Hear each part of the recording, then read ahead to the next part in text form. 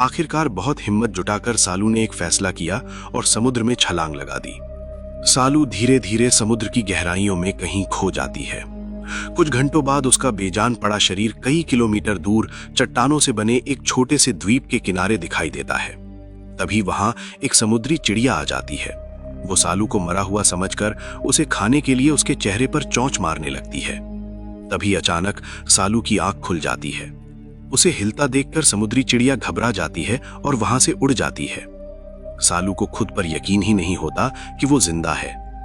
उसे तो तैरना भी नहीं आता था। शायद समुद्र में कूदते ही वो बेहोश हो गई होगी और लहरें उसे बहाकर कई किलोमीटर दूर इस चट्टान तक ले आई होंगी।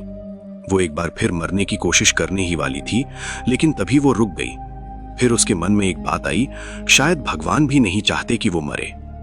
वैसे भी ये चट्टानों से बना एक छोटा सा द्वीप था जो ज्यादातर समय बादलों से ढका रहता था।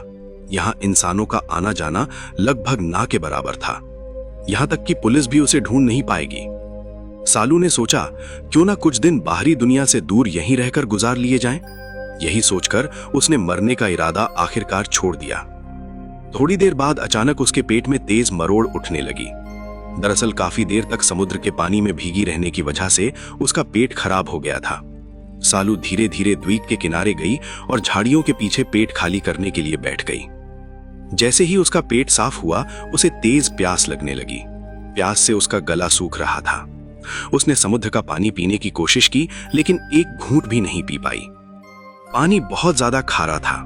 तभी उसकी नजर पत्थरों के बीच बने एक गड्ढे पर पड़ी जिसमें बारिश का पानी जमा था।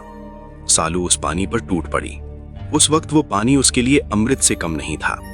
पानी तो मिल गया, लेकिन अब सवाल था भूख का क्या। उसे वहां कुछ मशरूम दिखाई दिए।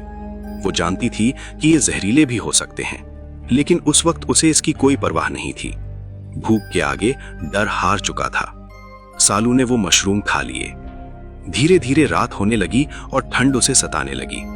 उसका शरीर कांपने लगा। सालू ने कहीं सुना था कि दो सूखी लकड़ियों को आपस में रगड़ने से आग जलाई जा सकती है, लेकिन यहां सूखी लकड़ियां मिलेंगी ही कहां। यह तो ऐसी जगह थी जहां दिन रात बारिश होती रहती थी। कुछ समय बाद उसे एक पेड़ के नीचे कुछ सूखी लकड़ियां मिल ही गईं, जो बारिश की बूंदों से बची हुई थीं। अब सालू ने दो सूखी लकड़ियों को आपस में रगड़ना शुरू किया। कई घंटों की कड़ी कोशिश के बाद आखिरकार उसने आग जला ही ली। आग से उसे थोड़ी गर्माहट महसूस हुई, लेकिन उस जान निकाल देने वाली ठंड के सामने ये गर्माहट ज्यादा देर तक टिक नहीं पाई। ठंड की वजह से सालू बेहोश हो गई। दोस्तों, आगे कहानी में क्या हुआ ये जानने के लिए स्टोरी का पूरा वीडियो मैंने नीचे कमेंट सेक्शन में पिन कर दिया है। वहां क्लिक करके आप पूरी कहानी देख सकते हो। और हाँ, ऐसी ही पूरी सर्वाइवल स्टोरीज के लिए हमारे YouTube चैनल को जरूर सब्सक्राइब करना। बहुत बहुत धन्यवाद।